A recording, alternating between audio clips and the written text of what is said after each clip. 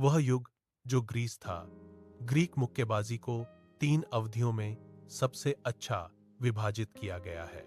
पहली अवधि होमर युग है जो 900 ईसा पूर्व से 600 ईसा पूर्व तक है।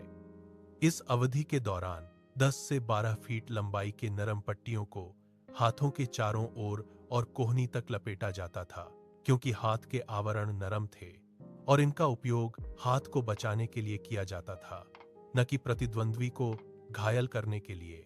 इसलिए मुक्केबाजी उच्च स्तर पर आयोजित की जाती थी। नियम कम थे, लेकिन निष्पक्ष खेल, शक्ति, साहस और कुछ कौशल का प्रदर्शन किया गया। मुक्केबाजी को 23वीं ओलंपियाड 688 ईसा पूर्व के दौरान ओलंपिक खेलों में पेश किया गया था, या ग्रीक मुक्केबाजी की इस भाग अवधि के अंत के पास।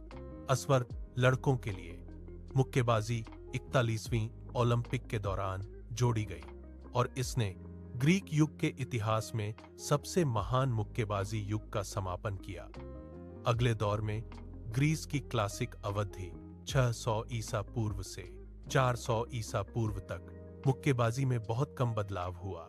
हाथ को ढकने को और कठिन और भारी बनाने की प्रवृत्ति थी, लेकिन आवरण का उद्देश्य अभी भी हाथ की सुरक्षा था और प्रतिद्वंद्वी को चोट पहुंचाना नहीं था। आवरण को अब स्पैराई कहा जाता था। मुक्केबाजी इस युग के सबसे लोकप्रिय खेलों में से एक थी। जैसा कि इससे संकेत मिलता है, खेलों की सूची का उल्लेख करते हुए, जिसमें मुक्केबाजी घुड़दौड़ के बाद दूसरे स्थान पर सूचीबद्ध है। केवल वे प्रतियोगी जो प्रतियोगिता के स्थान पर 9 महीने के प्रशिक्षण से गुजरने में सक्षम थे, उन्हें ओलंपिक खेलों में भाग लेने की अनुमति थी। प्रतिद्वंद्वियों के लिए चित्र बनाए गए थे, जैसा कि आज भी, जिसके बाद लड़ाई शुरू हुई।